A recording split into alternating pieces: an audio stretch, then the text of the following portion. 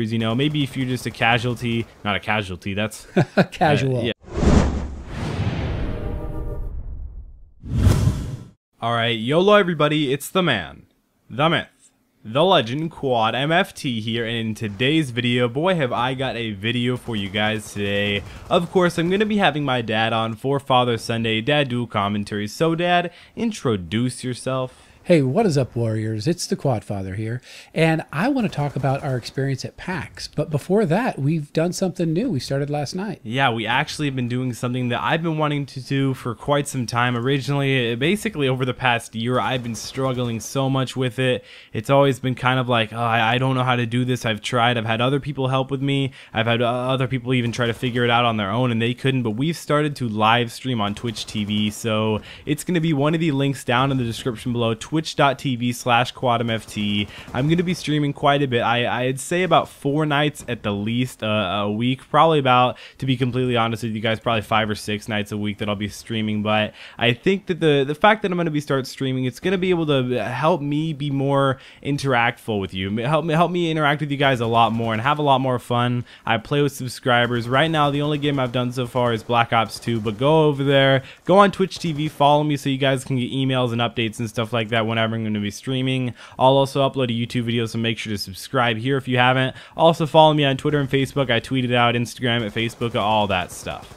All right, so that's going to be a new interesting thing, and also I got an Xbox. Yeah, you did, and we have 3 PS3s in the house and 1 Xbox, but now we have 3 PS3s and 2 Xboxes. So he's actually going to be able to play with us most of the time when I'm streaming. He's going to be playing with us, not necessarily all the time, but probably most of the time. I'm not good enough. I don't want to drag you down. You got to win once in a while, so you got to dump me out of the lobby. And about this gameplay was from the stream last night. It wasn't taken directly from the stream because I wanted to keep the quality up, but I did have to go back and record it in theater mode, so maybe a little bit laggy. But here let's talk about PAX, because PAX, honestly, it was such a great experience. Okay, so we arrived on Friday, and we didn't have tickets for the Friday PAX, but once we got checked into our hotel, we were so close to everything. Everybody was walking around the streets, and they all had these PAX badges on. Yeah, I mean, we had PAX badges for Saturday, Sunday, and Monday, basically 3 out of the 4 days, but we didn't have one for Friday. We didn't really think we would want to go Friday, since Friday is kind of the day where it just kind of starts getting going. I have to say Saturday and Sunday were probably the 2 better days out of the whole time. But yeah, and we traveled on Friday, so we didn't know exactly when we were going to be there. But anyway, like a moth to a flame, we started just walking around the streets going, well, we got to eat somewhere. We got maybe we'll see somebody famous. Maybe, you know, who knows what'll happen. So we went down, and we actually went inside the arena where they were, you know, doing the whole PAX and the expositions and the demonstrations and all the rest of it. Yeah, where everything was going on. And we concocted a plan, and we said, let's just tell the lady at the door that you grabbed the wrong badges, because we were wearing our Saturday badges, and let's tell her, you know, that we have to take a taxi and it's really going to be expensive, and won't she please let us in?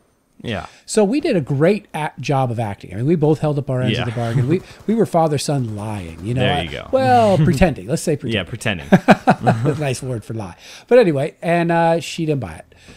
Well, she did, to be completely honest, she did, but she wasn't the person in charge to actually give us like the go-to, you can go through right now. Yeah, exactly. But I'd say she bought it. 100% she did. Yeah. So we went, she said, we'll go to customer service and blah, blah, blah. So we said, well, that'll never work because that's not legit. So we actually just walked into this mad rush of people that were all going up the escalators. And we went like a back way. We didn't just go straight directly where everybody goes through. We went like a behind way through an escalator. There was a lot of people there, but clearly there was going to be more people running through the main entrance. But. Right. So we actually, as we were heading up the escalators, the guy said, hey, do you have your badges? And we kind of slid them to the side so that he could just see the color and not the words on the day. Yeah. And we just kept walking up the thing, and we got in. It was just straight up, and then from then on, because everybody, of course, the badge has 2 sides. It's on a lanyard, so we just flipped it around the other way, and it looked like it just happened naturally. I mean, everybody's flips around the other way and stuff like that, so it just looked completely natural. No one went after us and was like, "Hey, do you have your Friday badges?" And we were like, "No one said that." But I mean,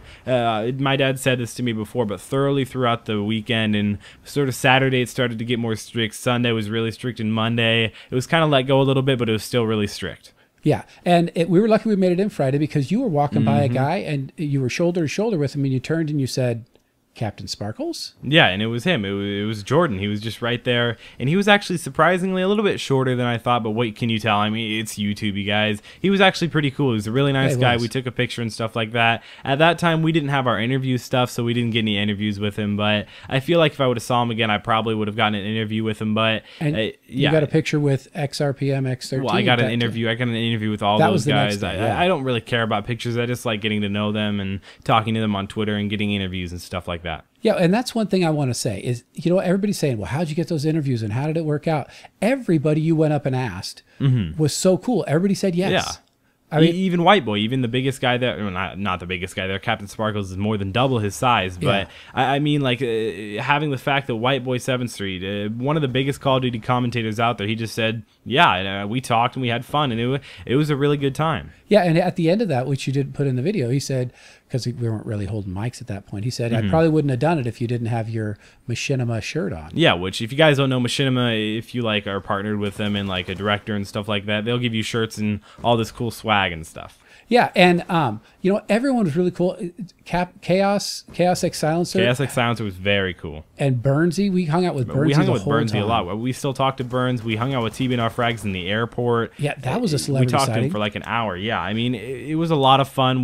They all follow me on Twitter now. We actually DM and stuff, but it was a great experience. I suggest you guys to go if you're YouTubers. You know, maybe if you're just a casualty, not a casualty. That's casual. Yeah. If you're just a casual gamer, I mean, maybe if you live in the area, there's no really sense of flying out there. I mean, if you got the money, if you're looking to have a good time, go for it. PAX is a lot of fun. We're probably going to be going to Boston. We don't know for sure yet. I do hope, but subscribe, yes. like, exactly. That helps out. So, yeah, we actually stalked TBNR on the day we were leaving. Yeah, and we saw that he was in the airport, and we're like, okay, well, why not just walk around here? We walk around to the first place where we think he might be, and he is, and then we hang out with him for the rest of it was like 5 in the morning, so we just talked to him for like an hour. It was fun. We got to know him, and now we even DM back and forth, and we learned a few different YouTube secrets. But that's all we have really so far for PAX. You guys have seen basically everything we got to do with all the interviews and everything. It was definitely a great experience. I think I actually met one fan there. I did. Yeah, you got spotted. I did, yes, and it was a lot of fun. It was really cool. I'll probably see a lot of you guys, hopefully at Boston if you guys are there, but make sure to click like on this video. Let's go for 200 likes. Favorite this video if you haven't already. If it's one of your favorites, subscribe to my channel. Follow me on Twitch TV down in the description below. It's been Quad MFT. I'm going to be streaming tonight probably around 5:30 to 6 p.m. PST, so that's California time, and if you guys are on the Eastern Standard Time, that's going to be 3 hours ahead, so around 8:39ish. All right. Well, I will see you if my son doesn't kick me out of the stream tonight.